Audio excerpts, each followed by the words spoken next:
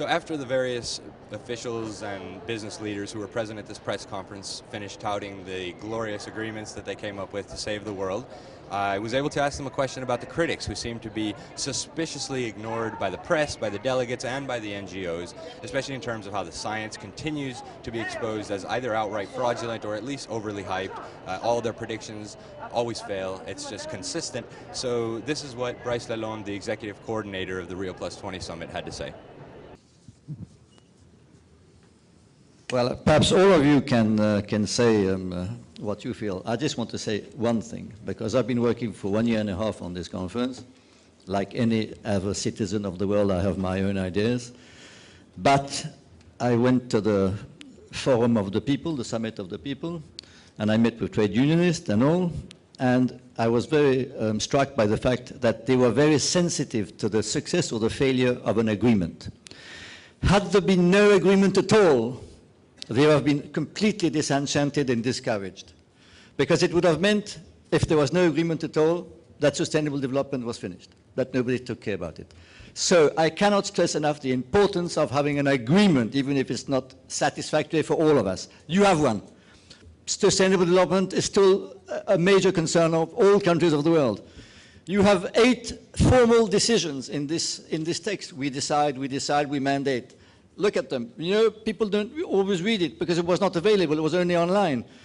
And there is all these commitments. And there is something completely new for the first time, which was these dialogues for sustainable development with recommendations going to head of states. So, you know, it's perhaps not as spectacular as it was in '92. But what was implemented after '92? Perhaps it's less spectacular and more serious. I don't know. As you just saw, he very conveniently answered a completely different question from what I asked. He pretended as if I had asked why they hadn't done enough to save the world, and that's very typical of the bureaucrats and the different people you talk to here. If they don't like the question, they don't answer it, they act like they didn't hear you, or they answer a different question that you didn't even ask, or they just dodge it. So Lalonde, he happens to be a socialist from France, a long-time green environmental activist, and we did manage to ask him a couple of questions outside before he left, and this is what he had to say. Climate change and the overpopulation and the species loss, they keep coming up false, but nobody seems to be addressing it at any of these conferences. Why is that? Yes, we have a very, this time we have a strong emphasis on science and the link between science and politics. We have agreed, the countries have agreed on having a state of the planet, regular report. Science is there, and people know that we need to find a better way to discuss with the scientists to speak to the politicians, and to the politicians to agree to scientific facts.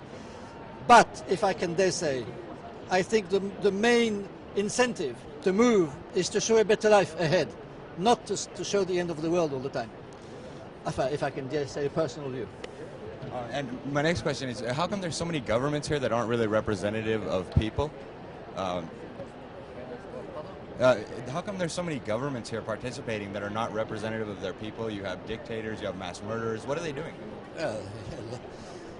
The United Nations is a gathering of states, and what happens in each state, it's complicated. But in any case, this document, which has been agreed by 193, stresses the importance of rule of law, democracy, participation. So, let's try and improve the world.